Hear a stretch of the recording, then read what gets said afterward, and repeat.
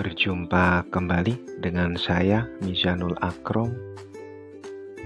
Dalam kesempatan kali ini kita akan belajar online materi tentang pemaknaan teori kritis.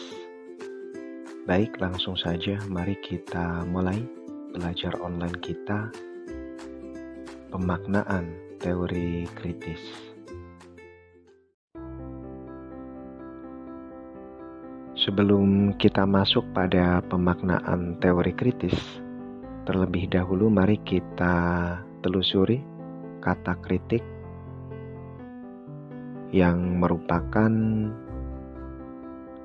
kunci dasar untuk memahami seabrek teori kritis dalam filsafat.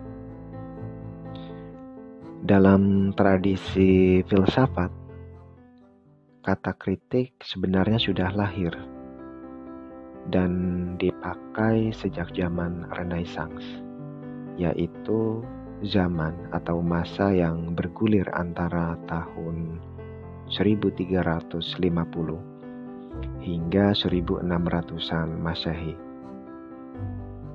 di mana masyarakat Eropa mereka kembali membangkitkan kebudayaan Yunani dan kebudayaan Romawi, yaitu kecenderungan berpikir yang berusaha melucuti kekelaman dogmatis abad pertengahan, yang pola pikirnya lebih didominasi oleh gaya gereja.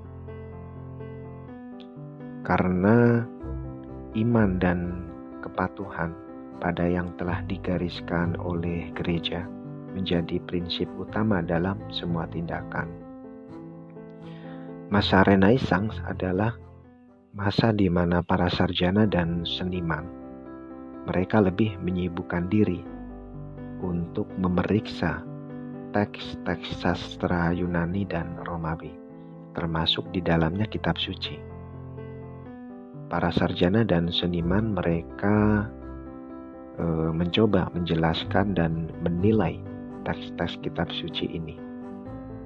Dan langkah ini menjadi awal hermeneutika kitab suci, yang kemudian menjadi seni kritik yang tidak lagi bertumpu pada kegiatan pengetahuan dengan latar belakang iman.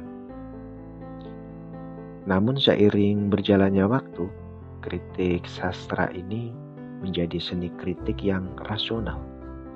Banyak inspirasi rasional yang kemudian berkembang dari masa ke masa dan menjadi tradisi kritik membangun dalam setiap mazhab teori kritis dalam kajian filsafat.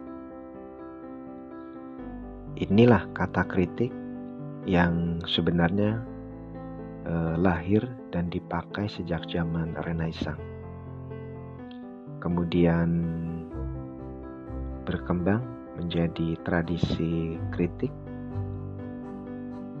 yang selanjutnya tradisi kritik ini sebagai tradisi kritik yang membangun setiap mazhab teori kritis dalam kajian filsafat. Selanjutnya kita masuk ke teori kritis, bahwa teori kritis ini adalah mazhab pemikiran yang mengedepankan penilaian reflektif dan kritik dari masyarakat dan budaya dengan menerapkan pengetahuan dari ilmu-ilmu sosial dan humaniora. Awalnya, teori kritis ini berarti pemaknaan kembali gagasan-gagasan ideal modernitas yang berkaitan dengan nalar dan kebebasan. Dari sisi istilah, sebenarnya teori kritis di dalamnya menyimpan dua makna dengan asal-usul dan sejarah yang berbeda, yaitu dari sosiologi dan dari kritik sastra. Kemudian istilah teori kritis atau critical theory secara khusus diaplikasikan dalam pendekatan filosofis mazhab Frankfurt. Karena teori kritis beroperasi secara dialektis, yaitu menelusuri kontradiksi-kontradiksi dalam penataan sosial yang sudah ada, yang di dalamnya terdapat kelompok-kelompok tertentu yang secara eksklusif dikecualikan dari kekuasaan atau dari akses bebas terhadap informasi yang mengstrukturkan perdebatan rasional. Secara lebih umum, istilah teori kritis mendeskripsikan usaha apapun untuk mendalami praktik-praktik kritisisme, kemudian interpretasi, dan pemahaman historis tindakan sosial.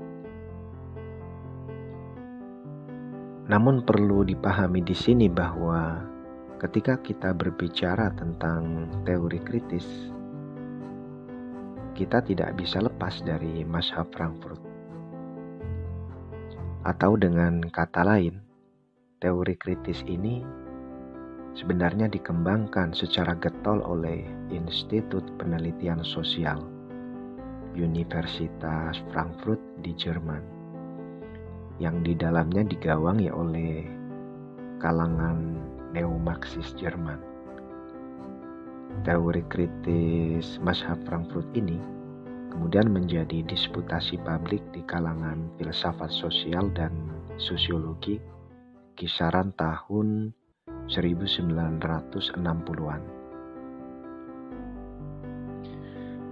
Berbicara teori kritis, di dalamnya ini berhasrat merekonstruksi teori untuk membebaskan manusia dari manipulasi teknokrasi modern. Sedangkan ciri khas dari teori kritis ini adalah teori yang bertitik tolak pada inspirasi pemikiran sosial Karl Marx. Namun, di dalamnya sekaligus melampaui bangunan ideologis Marxisme. Dan bahkan, teori kritis mazhab Frankfurt meninggalkan beberapa tema pokok Karl Marx dan menghadapi masalah masyarakat industri maju secara kreatif.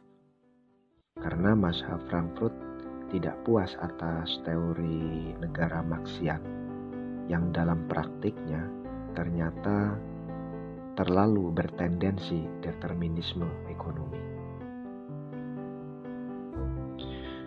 Dari sini ketika kita mendengar istilah teori kritis, hampir bisa dipastikan bahwa benak kita diseret pada teori yang mengaplikasikan konsep kritik.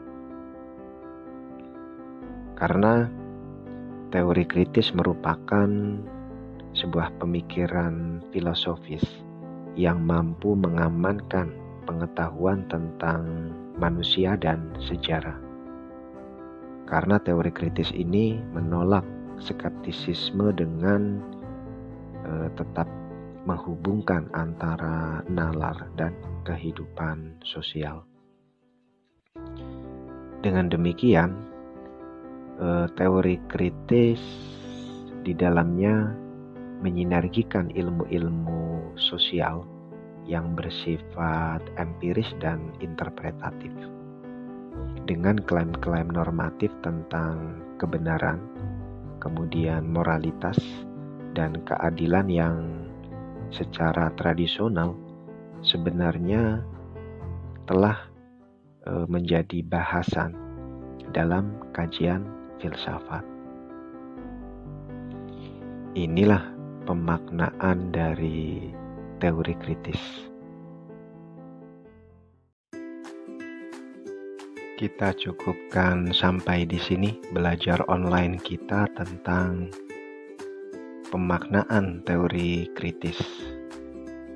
Terima kasih telah menonton video ini. Semoga bermanfaat, menambah wawasan, pengetahuan, dan intelektual kita.